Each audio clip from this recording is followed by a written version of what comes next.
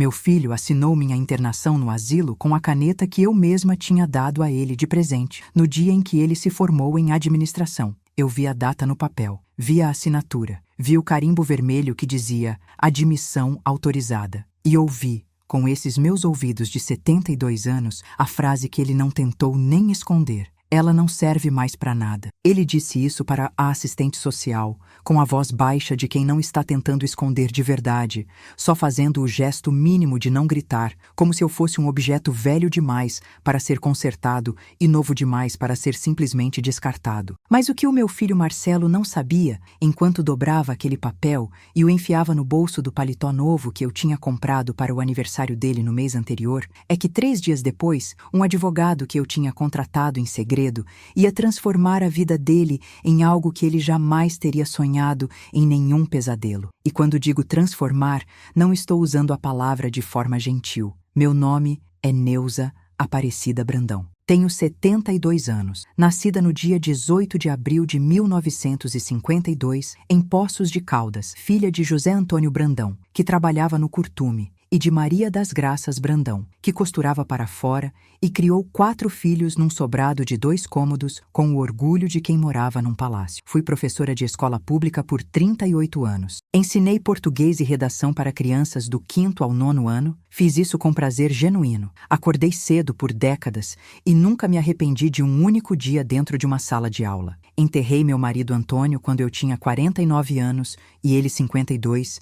Infarto fulminante numa quinta-feira de agosto, ele estava no escritório e não voltou. Criei 2 filhos depois disso com as minhas próprias mãos, sem pedir dinheiro para ninguém, sem aceitar o que não merecia, pagando faculdade dos 2, comprando apartamento para os 2, sustentando uma família inteira com o salário de professora, com a aposentadoria e com as economias de uma vida de cautela. E quando finalmente achei que podia respirar um pouco, quando achei que tinha chegado a hora de receber, não de continuar dando, o meu filho mais velho olhou para mim e viu um problema para resolver. Um problema caro, um problema que ocupava espaço, um problema que tinha nome no cartório e valor de mercado. Antes de te contar tudo o que aconteceu naquele mês de março, preciso que você fique comigo. Não porque seja uma história fácil de ouvir, mas porque é uma história que precisa ser ouvida. Se você tem uma pessoa idosa na sua vida, uma avó, uma mãe, uma tia, alguém que já deu tudo o que tinha e que agora só pede um pouco de respeito, fica aqui até o final. Porque o que eu vou te contar não é só sobre mim. É sobre a silenciosa guerra que acontece dentro de muitas famílias, que quase nunca chega a lugar nenhum, porque a pessoa que está perdendo essa guerra não sabe que tem ferramentas para vencer. E eu quero ser a prova de que tem. Que você pode ter mais de 70 anos e ainda ser a pessoa mais poderosa da sala, desde que você saiba o que está no seu nome. Se esse relato chegou até você de alguma forma, se algo no que eu disse até agora tocou em alguma coisa que você vive ou que alguém que você ama está vivendo, deixa o seu like agora, compartilha com quem precisa ouvir e fica, porque eu ainda não cheguei na melhor parte. E a melhor parte, te garanto, vale a espera. Deixa eu te contar como tudo começou, porque essas coisas nunca começam de um dia para o outro. Elas se constroem aos poucos, tijolo por tijolo, numa parede que você só percebe que foi erguida quando já não consegue mais ver o que está do outro lado. Marcelo sempre foi o filho difícil, mas não do jeito que as pessoas imaginam quando ouvem essa expressão. Não era menino desobediente, não aprontava, tirava boas notas, entrou na faculdade no primeiro vestibular, se formou em 4 anos, arranjou emprego antes de pegar o diploma. O problema com Marcelo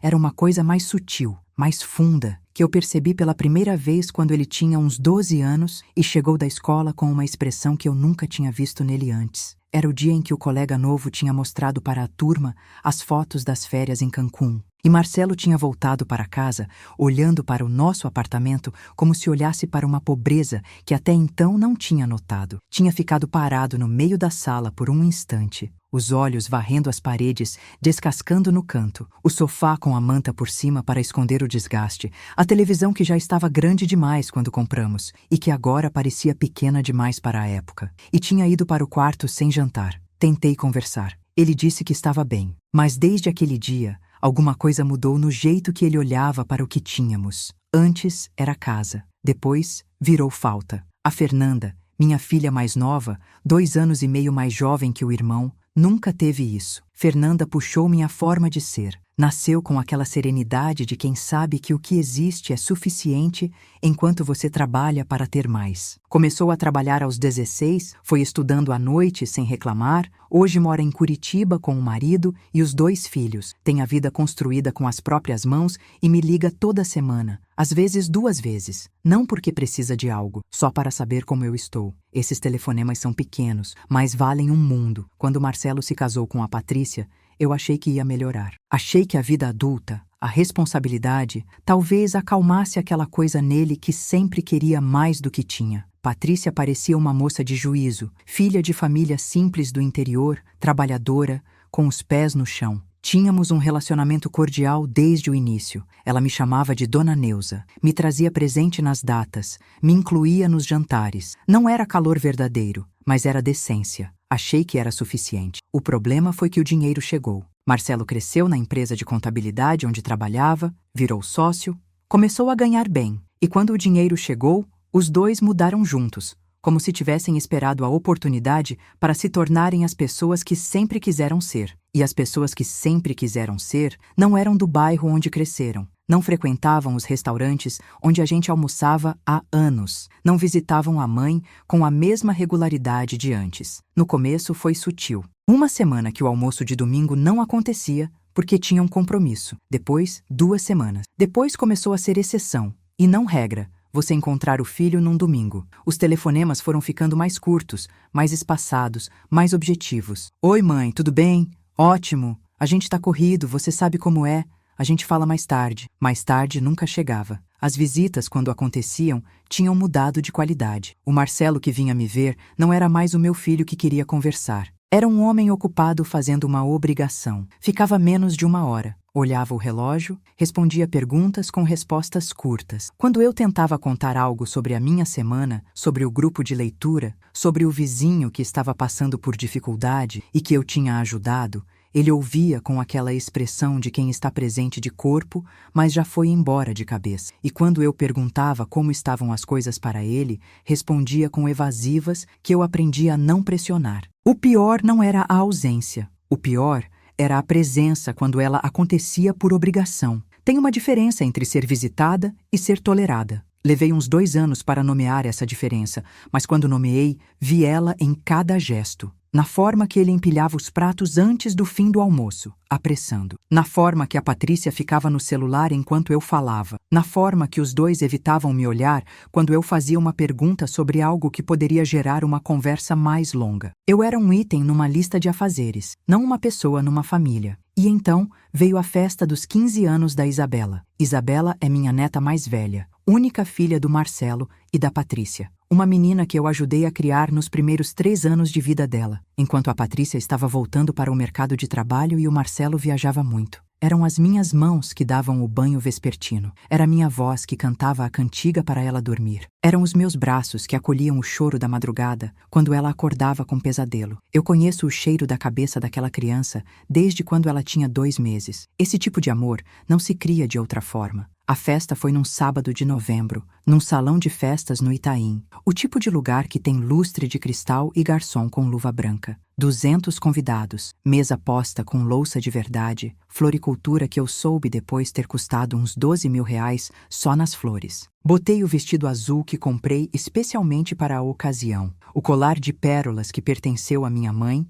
passei o batom vermelho escuro que guardo para os momentos importantes e fui com o coração aberto e orgulhoso daquela menina que eu tanto amava. Quando cheguei, a Isabela me deu um abraço demorado, aquele abraço que criança dá quando o abraço é verdadeiro, e eu senti ali que aquela parte estava intacta. Ela ainda era minha neta. Esse amor ainda existia dos 2 lados. Mas o resto da noite foi outra coisa. Patrícia me recebeu com o sorriso de plástico que ela usava para pessoas que precisavam ser tratadas com educação, mas não mereciam entusiasmo. Fez aquele cumprimento de ombro que não é abraço nem aperto de mão. Um gesto que fui aprender o nome depois, quando a minha terapeuta chamou de contato mínimo obrigatório. Dona Neuza, a senhora ficou tão bem. Deve ser a idade, né? A gente vai ficando mais delicadinha. E riu. As amigas dela riram junto. 3 mulheres com vestidos caros e expressões de quem achou graça de algo que não era engraçado. Eu sorri também. Foi o que aprendi a fazer. mas guardei aquilo. Quando fui tentar cumprimentar o Marcelo, ele estava no meio de um grupo de homens de negócios, aquela conversa de homem importante que não pode ser interrompida mesmo quando não está falando de nada importante. Me avistou de longe, abriu os braços num gesto amplo, mas não se moveu. Esperou que eu me aproximasse dele, me deu um abraço rápido, do tipo que você dá em parente distante no velório, e disse: "Mãe, vai sentar ali com as outras senhoras, tá? A gente tá com muito movimento aqui." As outras senhoras, como se eu fosse desconhecida que apareceu por engano, como se não fosse a avó da aniversariante, como se aquela festa toda, aquele salão, aquela vida que ele estava vivendo, não tivesse o meu nome em algum documento, em alguma gaveta. Fui sentar. E enquanto a noite acontecia ao meu redor, as músicas, os discursos, as fotos, o bolo de 4 andares, fiquei fazendo as contas que faço toda vez que o silêncio me dá espaço. O apartamento onde o Marcelo morava, aquele condomínio com piscina e academia e portaria 24 horas,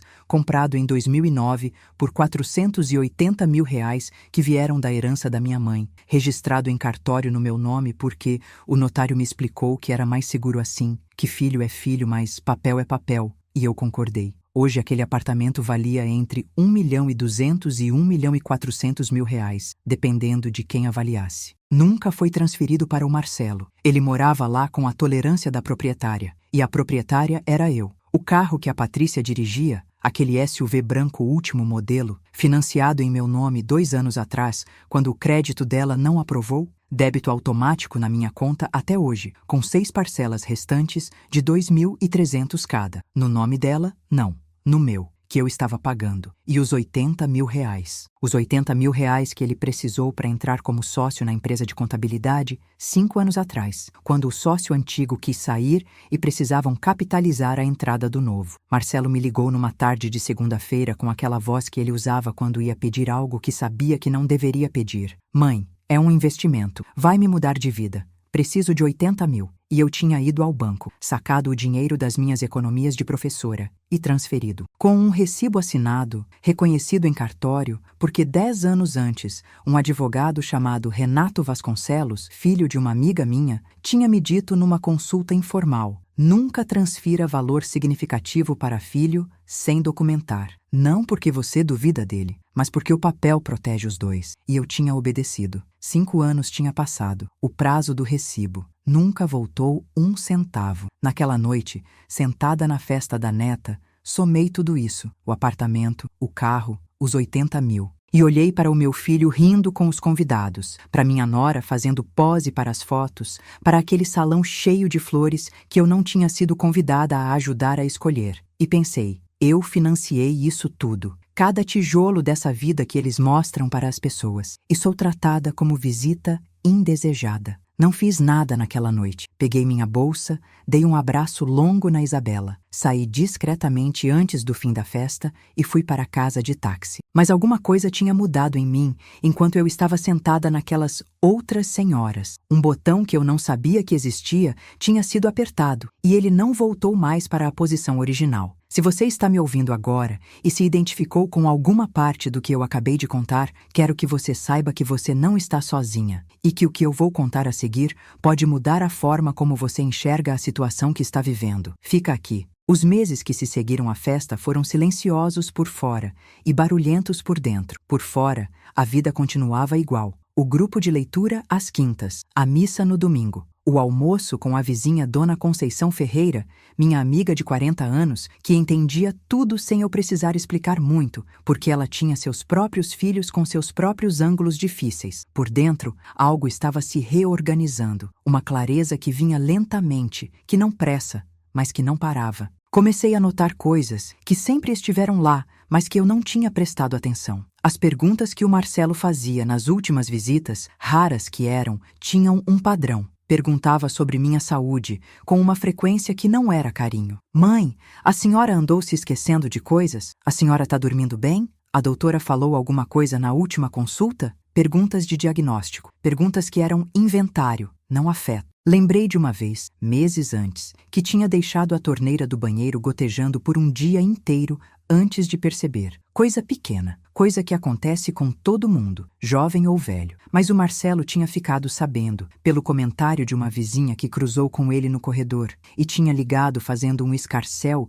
que eu achei desproporcional na época. Mãe, isso é sinal. A senhora está perdendo atenção. A senhora precisa de acompanhamento. Eu tinha dito que estava bem. Ele tinha insistido por mais 10 minutos. Eu tinha dito de novo que estava bem. Ele tinha desligado claramente insatisfeito. Na época, achei que era cuidado excessivo. Reanalisando, pareceu outra coisa. Quando ele apareceu numa terça-feira de tarde, sem avisar, usando a chave de emergência que eu tinha dado a ele anos atrás, não me surpreendi tanto quanto deveria. Era como se eu tivesse esperado, sem saber que estava esperando. Entrou com aquele jeito de dono de situação. Os ombros largos, os passos firmes, sem a hesitação de quem vai visitar. Foi direto para a sala. Empurrou a almofada que eu tinha bordado como se ela estivesse no lugar errado, sentou no sofá com as mãos nos joelhos e disse: Mãe, precisamos conversar sobre a sua situação. A minha situação. Não como ele estava. Não como a família estava. A minha situação. Como se eu fosse um assunto. Ele falou por uns 15 minutos. Eu ouvi. Fui recolhendo cada palavra como se fossem peças de um quebra-cabeça que eu precisava montar depois quando estivesse sozinha. Palavras como esquecimento, risco, isolamento, cuidado especializado, estrutura que a família não tem, lugar maravilhoso, médico 24 horas, atividades, companhia. E uma frase que saiu quase apressada no meio de tudo, como se ele quisesse que passasse despercebida. E aí a gente pode pensar com calma no apartamento. Pensar com calma no apartamento. Eu disse: quanto custa o lugar? Ele hesitou. 8 mil por mês, 96 mil por ano, mais de 480 mil em 5 anos, quase $500 mil em 10 anos, dinheiro que precisaria sair de algum lugar. E o único lugar com esse valor disponível era o apartamento onde eu morava. O meu apartamento, que eu tinha comprado com o suor de 38 anos de escola pública. Eu disse: deixa eu pensar. Ele saiu satisfeito. Eu fiquei na poltrona por um tempo que não sei dizer quanto foi, com o televisor mudo e o cheiro de café frio na xícara que eu tinha esquecido de terminar. E então me levantei, fui até a gaveta da escrivaninha no corredor e tirei um cartão de visita velho, de canto dobrado, que eu tinha guardado há 10 anos num livro de endereços, porque aprendi a nunca jogar fora o número de pessoa competente. Dr. Renato Vasconcelos, advogado. Direito de família e sucessões. Guardei o cartão no bolso do avental e continuei o dia como se nada tivesse acontecido. Foi 3 dias depois que eu encontrei o recibo. A Patrícia tinha me pedido para guardar algumas caixas de papelaria e enfeite durante a reforma que estavam fazendo no escritório de casa. Caixas de cartão com fita adesiva, etiquetas escritas à mão com a letra dela. Fui organizando no quarto de reserva, abrindo cada caixa para ver o que era. A terceira caixa tinha papéis misturados com enfeites de Natal, o tipo de caixa que reúne coisas sem categoria. E lá no fundo, embaixo de um folheto de catálogo de móveis, havia um envelope com o nome de uma clínica impressa no canto superior. Residencial São Francisco. Abri. Era um recibo de pagamento, R$80 mil. Taxa de reserva e entrada para internação de paciente, com data de 2 semanas antes, com o meu nome no campo, nome do paciente internado. Ele já tinha pago, já tinha reservado a vaga, já tinha decidido. A conversa na sala, o deixa eu pensar, o a senhora vai adorar, tudo aquilo era teatro. O teatro de um filho que já tinha tomado a decisão pela mãe, sem consultar, sem perguntar, sem nem sequer esperar a resposta, porque a resposta não importava. Eu era a situação que estava sendo resolvida, não a pessoa que estava sendo consultada. Sentei no chão da minha sala com aquele papel na mão e fiquei quieta por um tempo. Não foi choro, não foi raiva. Foi aquela clareza fria que eu conhecia da sala de aula quando uma conta tinha resultado errado e eu precisava descobrir onde estava o erro. Olhei para o recibo como olharia para um cálculo. Vi tudo muito nítido. Tirei foto do papel com o celular. Guardei o envelope no lugar exato onde estava. Voltei para a cozinha e terminei de arrumar as caixas da Patrícia como se nada tivesse acontecido. E no dia seguinte, de manhã cedo, antes de o bairro acordar direito, liguei para o Dr. Renato Vasconcelos. Ele atendeu no segundo toque, com aquela voz calma de advogado que não se surpreende com nada às 7 da manhã. Quando eu disse o meu nome, fez uma pausa de reconhecimento. Dona Neuza, filha da Dona Conceição. Sim, Ele ainda lembrava. Marcamos para quinta-feira. Fui àquela reunião de ônibus, botando uma blusa simples e a bolsa de sempre, como quem vai fazer compra. Ninguém precisa saber para onde você vai quando você pega ônibus. Essa é uma das pequenas liberdades que sobram quando a vida vai estreitando. O escritório do Dr. Renato ficava num edifício de 3 andares no centro, 10º andar, com vista para a Avenida Paulista ao fundo. Sala pequena, organizada com a precisão de quem pensa com clareza. Livros nas prateleiras com marcadores coloridos. Uma planta de folha larga na janela que recebia bem a luz da manhã. Cheiro de café passado e de papel impresso que para mim cheira a coisa séria, porque é o cheiro da escola onde trabalhei 38 anos. Ele me recebeu de pé,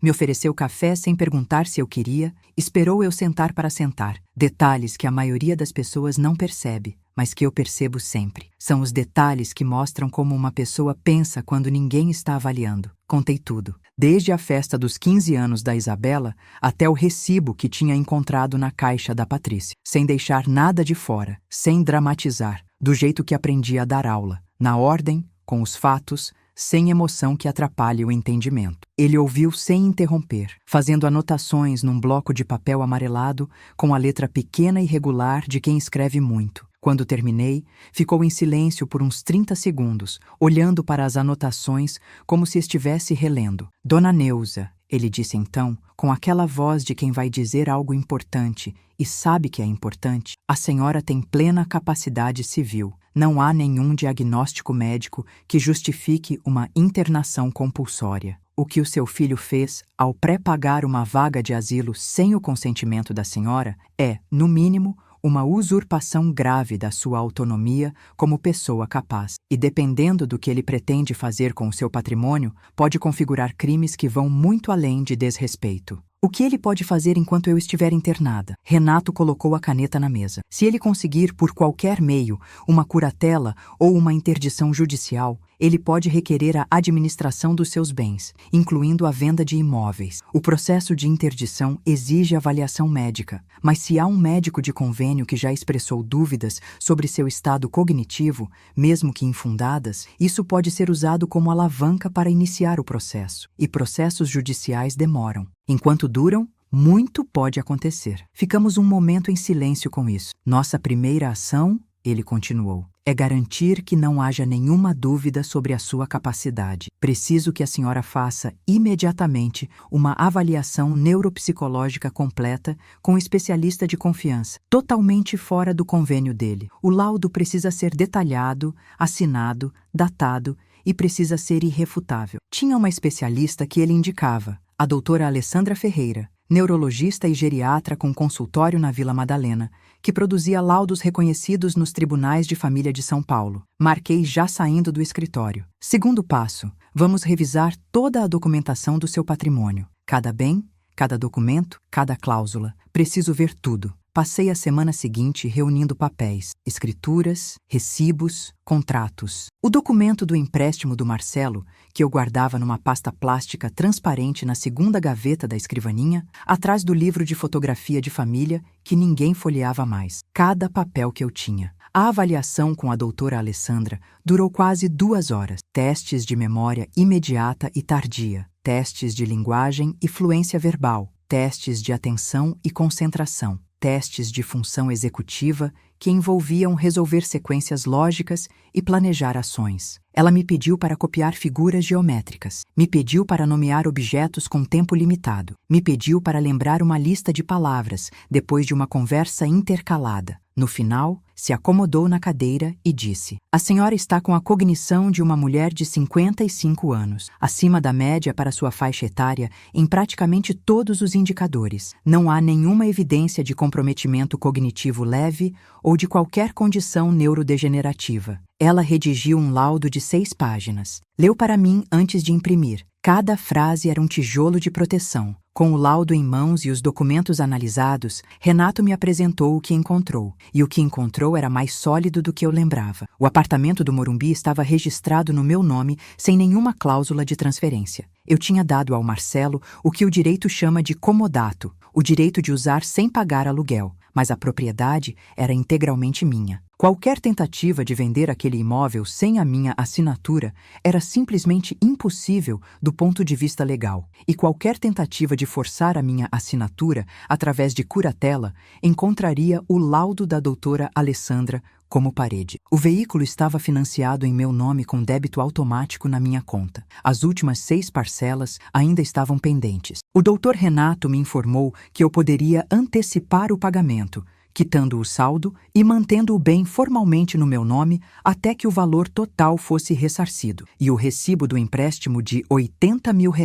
Renato leu o documento com atenção e depois olhou para mim com uma expressão que era quase admiração. Dona Neuza, isso é um título de crédito válido. Com a correção pela variação acumulada da Selic nesses 5 anos, o valor hoje é de R$ 122.780 e o prazo de pagamento venceu há 6 meses. A senhora tem direito a cobrar judicialmente. Ficamos um momento olhando um para o outro. O que a senhora quer fazer com tudo isso? Eu tinha pensado muito nessa pergunta durante aqueles dias de preparação. Tinha pensado de noite, tinha pensado de manhã, tinha pensado no grupo de leitura às quintas, enquanto fingia prestar atenção no livro que estávamos discutindo. E tinha chegado a uma resposta que era mais simples do que eu esperava. Não quero destruir o meu filho, mas quero que ele entenda o que está fazendo, de verdade, não com palavras que ele vai ignorar, com consequências que ele não pode fingir que não existem. Renato assentiu lentamente. Então vamos fazer isso da forma mais cirúrgica possível. Montamos o plano nos detalhes, cada passo,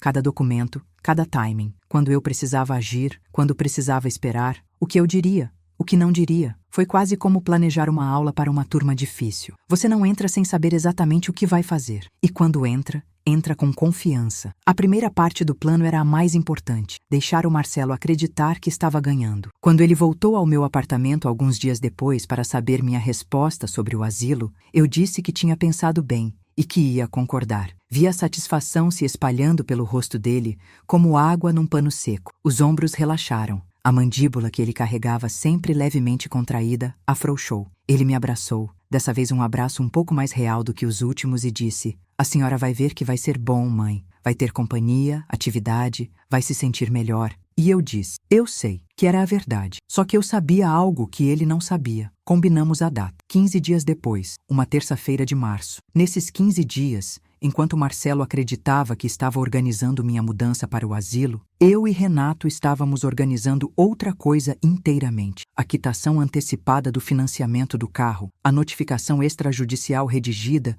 impressa, carimbada, pronta para ser entregue, o documento de cobrança do empréstimo. E eu, no meu apartamento, vivendo minha rotina normal, cuidando do meu jardim na varanda, lendo meu livro, dormindo bem. A calma que eu sentia nesses dias me surpreendia. Não era resignação, era outra coisa. Era o sentimento de quem sabe que está preparada. A manhã da terça-feira de março chegou com aquele céu de São Paulo que não decide entre nuvem e sol, uma claridade difusa que ilumina tudo de forma igual. Acordei às 6, antes do despertador. Fiz o café devagar, aquecendo a chaleira, esperando a temperatura certa, passando o pó no coador de pano, que uso há 15 anos. Sentei na varanda com a xícara quente e fiquei um tempo olhando para o jardim. Os vasinhos de manjericão, que eu planto toda primavera e que sobrevivem ao outono como se fossem teimosos de propósito. A hortelã que a vizinha do quinto me deu como muda e que agora tomou conta de 2 vasos inteiros. E a roseira que plantei no ano que o Antônio morreu, que floresceu pela primeira vez 2 anos depois, como se tivesse precisado de tempo para se adaptar,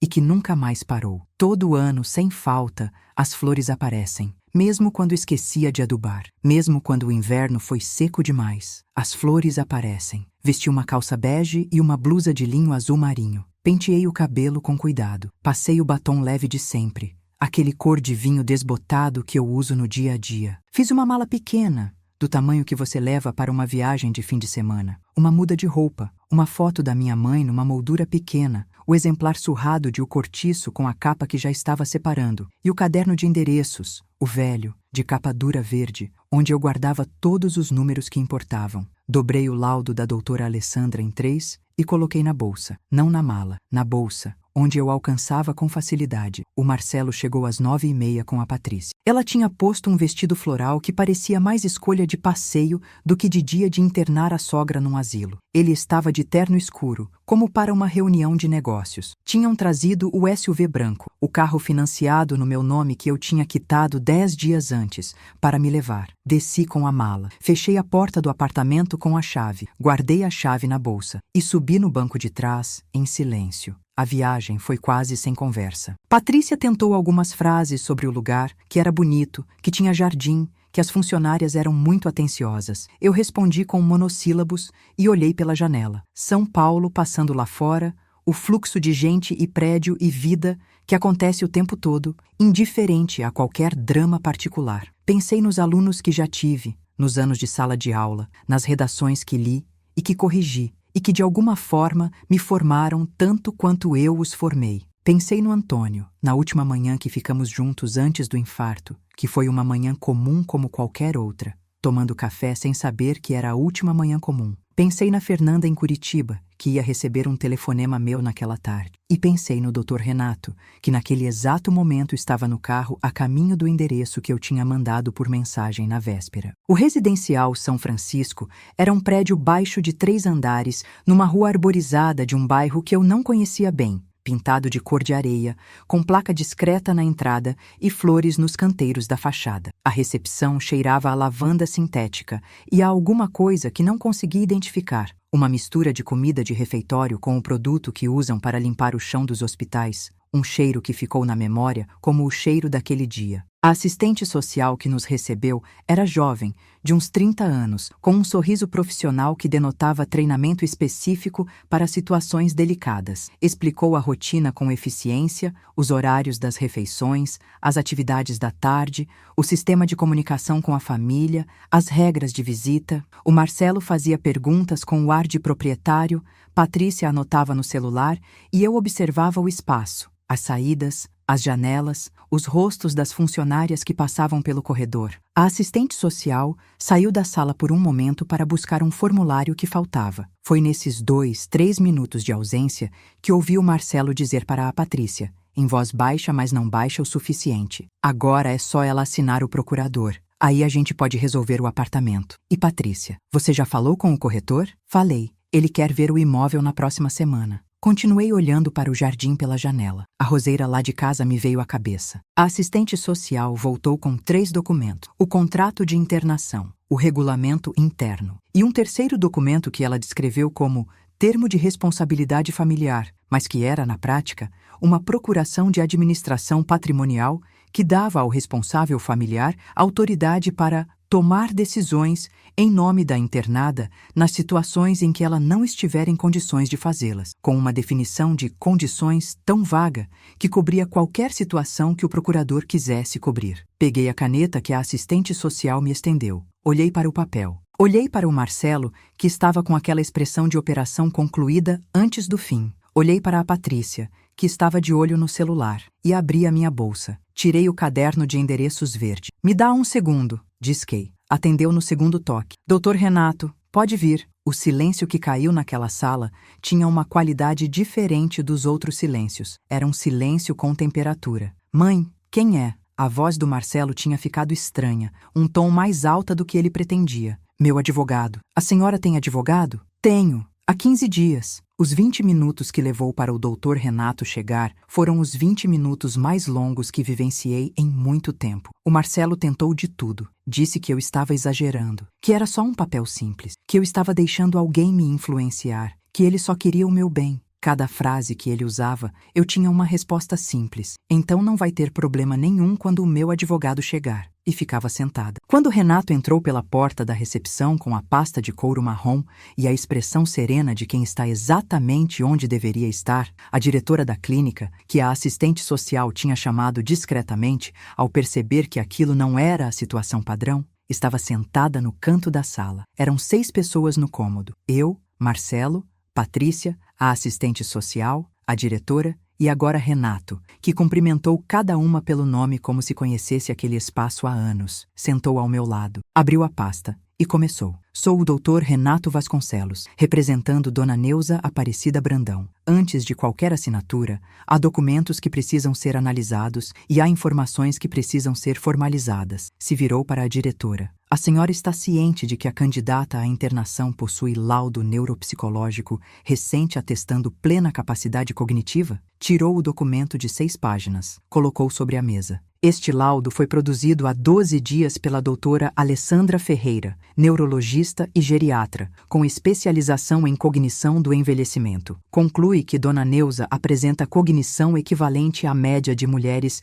55 anos, sem nenhum indicativo de comprometimento que requeira qualquer forma de tutela ou curatela. A diretora pegou o laudo, começou a ler. O terceiro documento que vocês apresentaram, Renato continuou, contém uma cláusula de procuração que é tecnicamente inválida quando aplicada à pessoa com plena capacidade civil. Não há base legal para que um familiar assuma poderes de administração sobre uma pessoa capaz sem seu consentimento livre, esclarecido e sem a mediação de um processo judicial específico. Dona Neuza não vai assinar esse documento. Marcelo se levantou. Mãe, o que é isso? Você foi contratar advogado para me prejudicar? Eu o olhei, tranquilamente. Fui contratar alguém para me proteger. A diferença. Proteger de mim? Eu sou seu filho. Eu sei quem você é. Renato abriu a pasta novamente sem pressa, com o cuidado de quem sabe que o que vai tirar agora é o que vai importar. Colocou 3 documentos sobre a mesa, um ao lado do outro, como cartas num jogo de paciência. Enquanto estamos reunidos,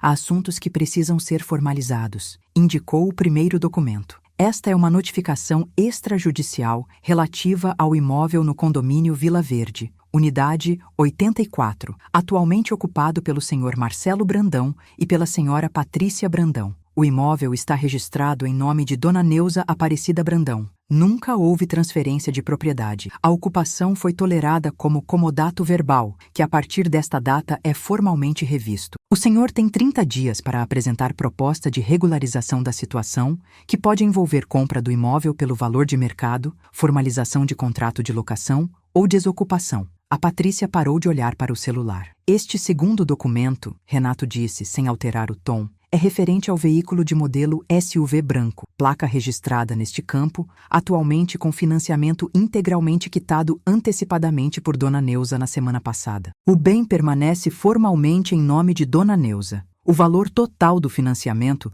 R$ 42.300, precisa ser ressarcido antes de qualquer procedimento de transferência de propriedade. O rosto do Marcelo tinha ficado vermelho, não aquela vermelhidão de raiva controlada, uma vermelhidão que começava no pescoço, subia pela garganta, chegava nas bochechas e nas orelhas como maré. E este terceiro documento é a cobrança formal do empréstimo de R$ 80 mil realizado em março de 2019, documentado em instrumento particular de confissão de dívida com reconhecimento de firma no 13º ofício desta capital. Renato colocou o recibo original sobre a mesa. O valor atualizado pela variação acumulada da Selic até a data de hoje é de R$ 122.780. O prazo de pagamento estabelecido no documento, de 5 anos, foi ultrapassado há 6 meses. Dona Neuza concede prazo de 60 dias para pagamento integral antes de iniciar procedimentos de cobrança judicial com bloqueio de bens. A sala estava imóvel. A assistente social tinha saído em algum momento durante a leitura dos documentos, discretamente, como quem percebe que não deve estar presente. A diretora ficou, com o laudo ainda nas mãos, lendo, relendo, com uma expressão que era de quem está registrando uma cena que vai contar pelo resto da vida. Marcelo ficou olhando para os 3 documentos sobre a mesa por um tempo que pareceu mais longo do que era. Depois olhou para mim. E foi diferente de todas as outras vezes que ele tinha me olhado nos últimos anos. Não era o olhar de filho que sabe mais. Não era o olhar de filho impaciente. Era o olhar de alguém que acabou de entender que a imagem que tinha de uma situação era completamente errada. Mãe, a voz saiu menor. Mãe, você sabia de tudo isso? Sempre soube, Marcelo. Só não tinha dito ainda. A Patrícia tinha começado a chorar. Não o choro dramático de quem quer atenção, as lágrimas silenciosas de quem está entendendo algo que não quer entender. Ela segurou o braço do marido como quem precisa de apoio físico para continuar em pé. Renato se virou para mim. Dona Neuza está exercendo o direito de não assinar nenhum documento sem sua plena concordância e está exercendo o direito de sair quando quiser. Vamos embora. Me levantei, peguei a minha mala. Olhei para o jardim pela janela uma última vez. Depois olhei para o meu filho. Quando você estiver pronto para conversar de verdade, você sabe onde me encontrar. Não aqui, na minha casa, que é minha e continua sendo. Saí pela porta com Renato ao meu lado. O sol lá fora tinha aparecido naquele céu cinza, um rasgo de luz que iluminava a calçada de uma forma que me fez piscar. Subi no carro que Renato tinha pedido antes de entrar, e enquanto o residencial São Francisco sumia pelo espelho retrovisor, percebi que estava com as mãos completamente abertas no colo, sem apertar, sem tensão, abertas. Os dias depois não foram simples, nunca são. A vida real não se arruma de uma tarde só, mesmo quando você faz tudo certo numa tarde específica. Isso é uma coisa que a gente aprende quando já passou dos 70. Cada capítulo tem o próximo, e o próximo nem sempre é mais fácil, só é diferente. Na primeira semana, o Marcelo ligou 4 vezes. 2 vezes eu não atendi e deixei para a caixa de mensagem, que foi enchendo de palavras que eu ouvia depois, sozinha, com calma. Na terceira ligação, atendi e ouvi ele dizer que eu tinha exagerado tudo, que ele só queria o meu bem e que eu tinha escutado gente que não conhecia a nossa família. Desliguei quando terminei de ouvir, sem responder mais do que precisava. Na 4ª vez, ele chorou. Ouvi na mensagem depois. Guardei a mensagem. Não por crueldade, porque precisava. A Fernanda soube de tudo por mim quando liguei naquela tarde, como tinha prometido a mim mesma que ia fazer. Ela ficou em silêncio por um tempo, que foi muito mais do que seu silêncio habitual. Quando falou, foi só isso. Mãe, eu precisava ter ido te ver mais. Não tentou explicar o irmão. Não tentou minimizar. Só reconheceu o que tinha faltado. E às vezes reconhecer é o que mais importa. Ela veio me visitar 2 semanas depois. Passou o fim de semana. Dormiu no meu quarto como quando era pequena. Fizemos bolo de fubá no sábado de manhã, que era o bolo da nossa infância, a receita da minha mãe que eu nunca esqueci. Conversamos por horas sobre coisas que não eram urgentes, sobre livros, sobre as crianças dela que estavam crescendo, sobre um filme que ela tinha assistido e queria que eu visse. Conversas sem peso, o tipo de conversa que faz o mundo parecer habitável de novo. Com Renato, os próximos passos foram tomados com o ritmo que a situação pedia, não corrida. Não descuido. O processo de regularização do apartamento do Morumbi foi iniciado. Marcelo e Patrícia contrataram um advogado próprio, que entrou em contato com Renato, e as negociações começaram de forma civilizada, como negociações entre adultos que têm documentos claros e não têm como fingir que os documentos não existem. O veículo foi formalmente colocado no nome de Marcelo, depois que ele pagou o valor do financiamento em parcela única, dinheiro que ele conseguiu vendendo alguns investimentos que tinha. Não foi fácil para ele, mas foi o que era devido. A dívida do empréstimo foi renegociada em parcelamento de 3 anos, com juros conforme o recibo original estabelecia. Cada mês, o depósito aparece na minha conta. Não é que o dinheiro me faça falta urgente, é que o gesto do depósito mensal existe,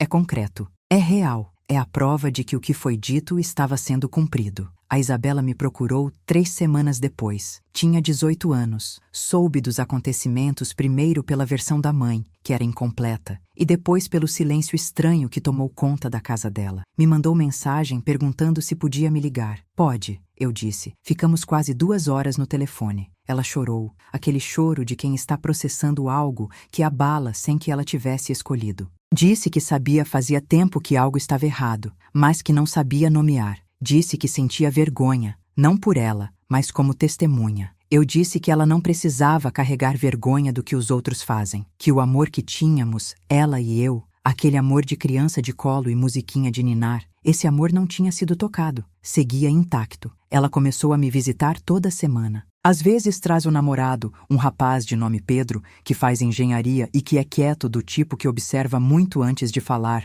o que eu considero uma qualidade rara. Ele come na minha mesa com apetite genuíno, o que é o maior elogio que alguém pode fazer para uma cozinheira da minha geração. Ajuda a lavar a louça sem que eu peça, o que me diz muito sobre a forma que ele foi criado. E eles me perguntam sobre a minha vida antes de eles nascerem, com aquela curiosidade franca que algumas pessoas jovens têm e que transforma a conversa em algo valioso para os dois lados. Sei que há pessoas que ficam esperando que eu diga que reconciliei com o Marcelo completamente, que ele se transformou do dia para a noite, que tudo foi perdoado e esquecido numa tarde de choro na cozinha. Não é assim. Não foi assim. Não seria verdadeiro dizer que foi. O que aconteceu foi mais lento e mais complicado e mais real do que isso. 6 meses depois de tudo, ele apareceu numa tarde de domingo, sozinho, sem paletó, com uma expressão que eu levei um momento para reconhecer porque fazia tempo que eu não via nos olhos dele. Era a expressão de alguém que está sendo honesto consigo mesmo, que é provavelmente a coisa mais difícil que existe, mais difícil do que qualquer projeto ou conquista que ele já tinha alcançado. Sentamos na cozinha, fiz café.